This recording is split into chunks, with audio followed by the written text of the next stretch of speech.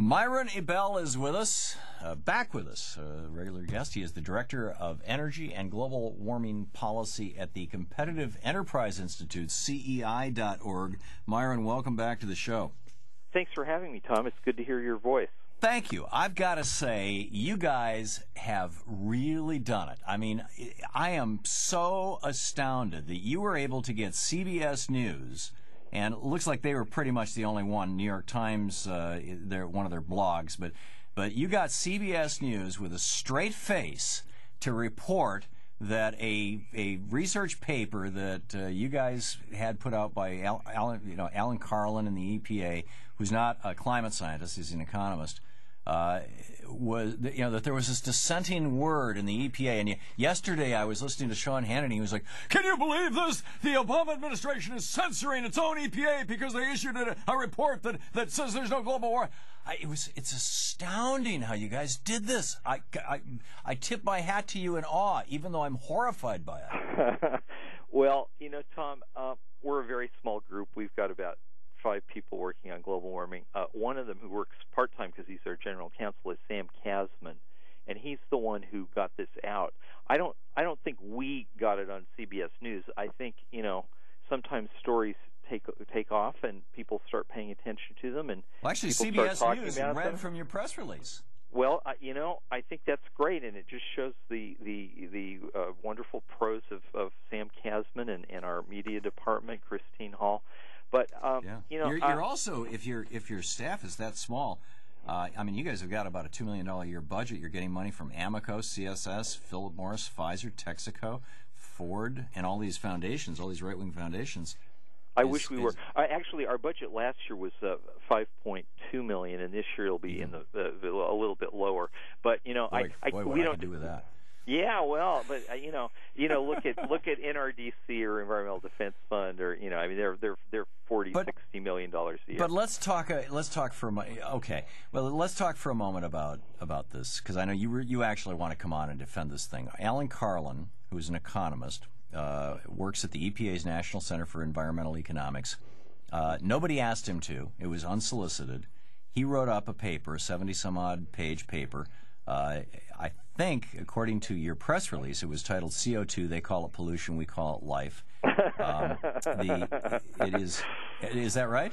No, that's obviously a television ad that we once put out on YouTube. Oh, okay, so, okay, yeah, all right. Yeah. So you could find his a draft copy of his report on our website, and you can get the real title. Right, and he's basically citing the usual array of global warming deniers: Joe Aleo, Don Easterbrook, William Gray, Christopher Monckton, Fred Singer, Roy Spencer. All of these guys who work with our old friend Mark Morano from Senator Inhofe's office to deny that the atmosphere is deteriorating, and why are you doing this way? Why and feeding it in what, frankly, no offense, seems to be a really deceptive fashion, suggesting that the EPA released this or that the EPA is trying to suppress it when actually neither is the case? Well, I'd say, first of all, I'd say, it's fun. I think there's a double standard here. I think that a huge amount of press, including front page of the New York Times, was made about Phil Cooney at the Council of Environmental Quality in the White House during the Bush years was accused of suppressing science, when in fact all he was doing was his job to do interagency review of not science documents but administration policy documents, and in fact he tried to correct the scientific statements in the interagency but he's not a scientist. No, hang on. He tried to suggest, he said, we need to replace this statement with the more authoritative one from the Intergovernmental Panel on Climate Change's third assessment report, which is well footnoted and well documented, unlike this statement that we've gotten from EPA. So he got tremendous flack as being somebody trying to suppress science, when in fact he was just producing a policy report, not a science report, and he was trying to improve it from a scientific standpoint by replacing faulty references with those from the IPCC's third assessment report. Now, that got huge play, and I imagine you might have been one of them. Now, let me explain what I think is the real case with the EPA. The previous administrator during the Bush administration, Steve Johnson, a career EPA guy, who'd been nominated by President Bush to be his final director of EPA in his last year or so. Steve Johnson put out an advance notice of proposed rulemaking to solicit public comment on whether and how the EPA could regulate or should regulate greenhouse gas emissions. And that received hundreds and hundreds of comments, many of them very detailed on all sides of the issue, from experts, from industry, from environmental groups, from legal firms, all kinds of expert comments, very detailed. Lisa Jackson, on April 16th, made the endangerment finding. She said, I am going to make that finding that carbon dioxide and other greenhouse gas emissions endanger public health and welfare and then can be regulated by the Clean Air Act. Now, what did they say when she made that finding?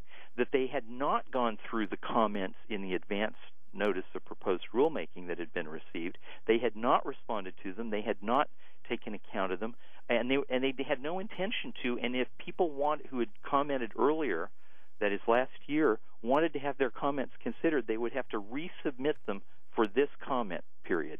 Now, that seems to me to be right there. They are breaking the law. Now, secondly, let me get to this guy Carlin. Let me get to this guy Carlin. Right. It is usual for different offices of the EPA to offer their expert analysis of every rulemaking that is proposed. So every office can do it, and every professional staff member can do it. That is standard operating procedure over many decades at the EPA. And let me tell you, I don't disagree. No, but I just think it's amazing. But Tom, let me tell you. Look, Alan Carlin is not just some EPA employee. This guy, let me tell you. No, he's an economist with the National Center for Environmental Economics. I'm just amazed that you guys got it. But Tom, look, this guy is not a political activist. If you search him on the web or look at the FEC reports, I don't think he's ever contributed to a candidate. And listen to this. He has a bachelor's in physics from Caltech, a PhD in economics from MIT. Tom, let me finish. Stop filibustering me. Would you please? Let me say one more sentence. And he's been at EPA. He's been at EPA since 1971.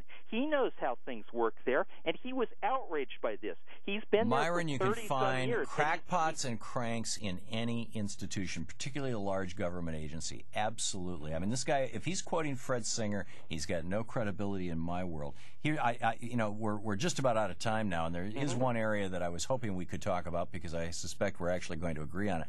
Okay. The cap and trade bill.